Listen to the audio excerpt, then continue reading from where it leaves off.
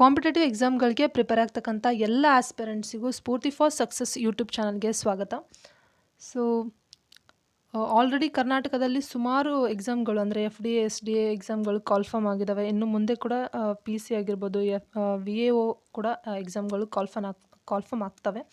So ಈ ಎಲ್ಲ ಎಕ್ಸಾಮ್ಗಳು KE ಅವರು ಕಂಡಕ್ಟ್ ಮಾಡ್ತಾ ಇರೋದ್ರಿಂದ ಇವರು ಯಾವ ಥರ ಕ್ವಶನ್ ಪೇಪರ್ನ ಪ್ರಿಪೇರ್ ಮಾಡ್ತಾರೆ ಅನ್ನೋದನ್ನು ಸ್ವಲ್ಪ ಅನಲೈಸಿಸ್ ಮಾಡೋದು ತುಂಬಾ ಇಂಪಾರ್ಟೆಂಟ್ ಆಗಿರುತ್ತೆ ನಮ್ಮ ಮುಂದೆ ಎಕ್ಸಾಮ್ಗಳಿಗೆ. ಓಕೆನಾ.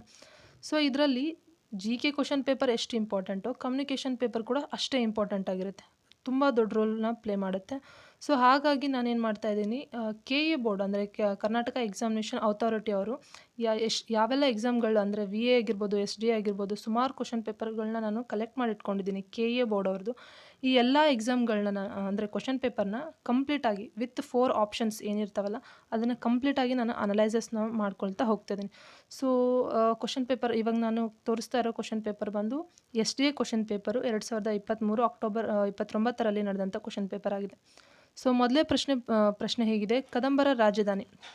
ಸೊ ಫಸ್ಟ್ ಕ್ವಶನ್ ನೋಡ್ಬೋದು ನೀವು, ಕದಂಬರ ರಾಜಧಾನಿ ಅಂದರೆ ಇದು GK ಕ್ವಶನ್ ಪೇಪರ್ ಅಲ್ಲ, ಕಮ್ಯುನಿಕೇಷನ್ ಪೇಪರ್ನ ನಾನು ಮಾಡ್ತಾ ಇರೋದ್ರಿಂದ ಮಾಡ್ತಾಯಿದ್ದೀನಿ. ಬಟ್ ಇದು ಕನ್ನಡ ಕರ್ನಾಟಕ ರಿಲೇಟೆಡ್ ಆಗಿರುವಂಥ ಕ್ವಶನ್ಸ್ಗಳನ್ನ ಕೇಳ್ತಾರೆ. ಫಾರ್ ಎಕ್ಸಾಂಪಲ್ ಕದಂಬರ ರಾಜಧಾನಿ ಯಾವುದಾಗಿರ್ಬೋದು, ಇದು ಕನ್ನಡದ ಮೊದಲ ಶಾಸನ ಯಾವುದು, ಈ ಥರ ಹಲವಾರು ಕ್ವಶನ್ಗಳನ್ನ ಕೇಳ್ತಾ ಹೋಗ್ತಾರೆ GK related, Karnataka related, Kannada GK questions ಅಂತಲೇ ಹೇಳ್ಬೋದು.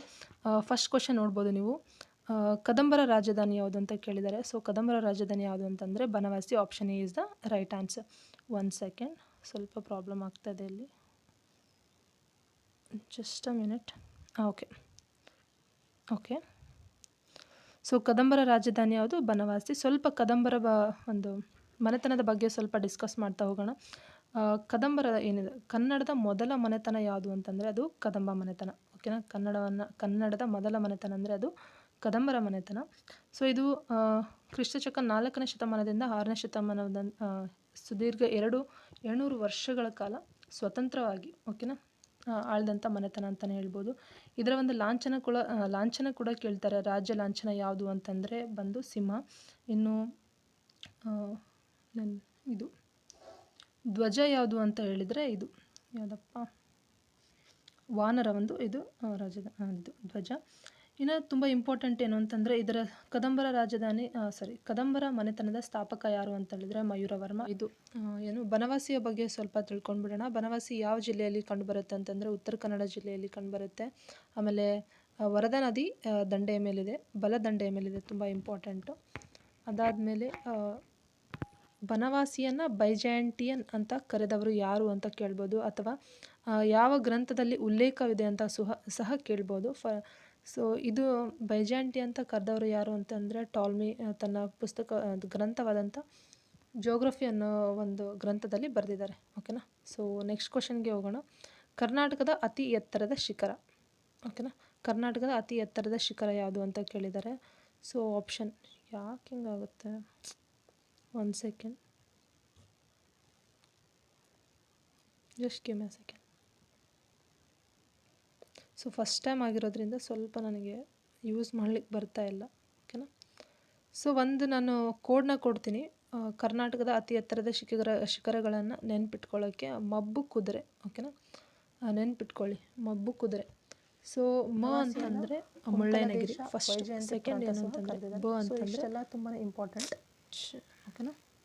ಇಷ್ಟೆಲ್ಲ ಪರವಾಗಿಲ್ಲ, ಮಬ್ಬು ಕುದುರೆ ಅಂತ ನೀವೇ ಬರೆದಿಟ್ಕೊಂಡ್ಬಿಡಿ. ಇಷ್ಟವರೆಗೂ ಏನಂತಂದ್ರೆ ಮುಳ್ಳಯ್ಯನಗಿರಿ, ಅಂತಂದ್ರೆ ಬಾಬಾ ಬುಡನ್ಗಿರಿ, ಕು ಅಂತಂದ್ರೆ ಕುದುರೆ ಮುಖ, ದ ಅಂತಂದ್ರೆ ದೇವಿರಂಗನ್ ಬೆಟ್ಟ, ಶಿಖರ ಅಂತಂದ್ರೆ ರುದ್ರಗಿರಿ. ತುಂಬಾನೇ ಇಂಪಾರ್ಟೆಂಟ್.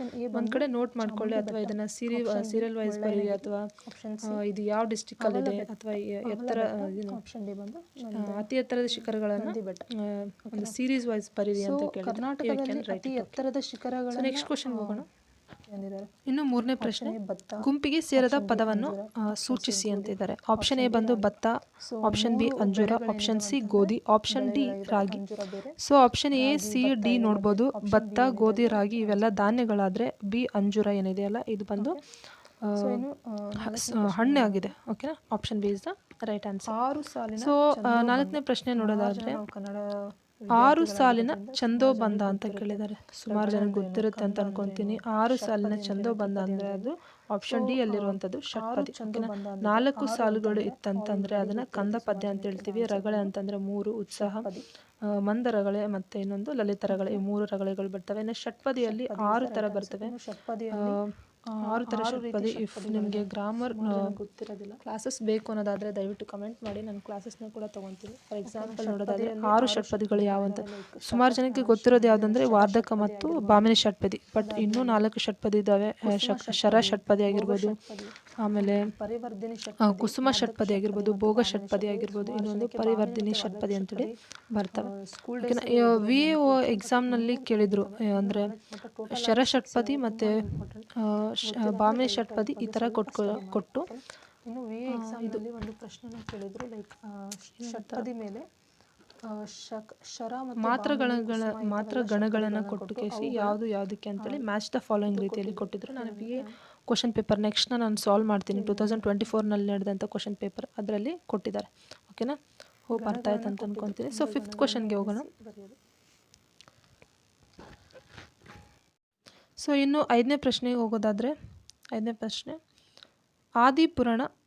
ಆದಿಪುರಾಣದ ಕೃತಿಕಾರ ಅಂತ ಕೇಳಿದ್ದಾರೆ. ಆಪ್ಷನ್ ಎ ಬಂದು ಪಂಪ, ಆಪ್ಷನ್ ಬಿ ಜನ್ನ, ಆಪ್ಷನ್ ಸಿ ಬಂದು ಪೊನ್ನ, ಆಪ್ಷನ್ ಡಿ ಬಂದು ನೃಪತುಂಗ. ಆದಿಪುರಾಣದ ಕರ್ತೃ ಅಂತ ಯಾರು ಅಂತಂದರೆ ಪಂಪ.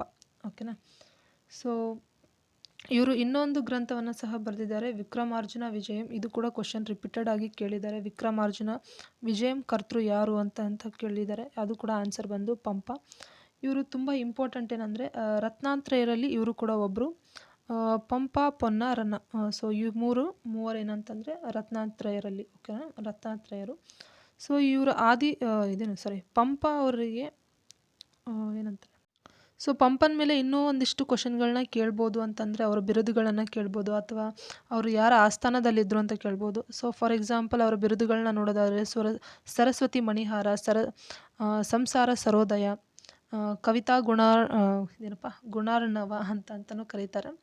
ಸೊ ಇಂಪಾರ್ಟೆಂಟ್ ಇವೆಲ್ಲ ಬಿರುದುಗಳು. ಇನ್ನು ಇವರು ಯಾರ ಆಸ್ಥಾನದಲ್ಲಿದ್ದರು ಅಂತ ಹೇಳಿದರೆ ಚಾಲುಕ್ಯರ ಅರಿಕೇಸರಿಯ ಆಸ್ಥಾನದಲ್ಲಿದ್ದರು. ಇದು ಕೂಡ ತುಂಬಾ ಇಂಪಾರ್ಟೆಂಟ್ ಆದಂಥ ವಿಷಯ. ಸೊ ಇಂಪಾರ್ಟೆಂಟ್ ನೋಡಿ, ನೋಟ್ ಮಾಡ್ಕೊಳ್ಳಿ. ಓಕೆನಾ, ಬೆಟರ್ ಒಂದು ಪುಸ್ತಕನ, ಒಂದು ನೋಟ್ಸ್ ಬುಕ್ನ ತೊಗೊಂಡು ಬರ್ಕೊಳ್ಳೋದು ಒಳ್ಳೆಯದು, so that we can make a revision again and again. Okay, so 6ನೇ ಪ್ರಶ್ನೆ ನೋಡೋದಾದರೆ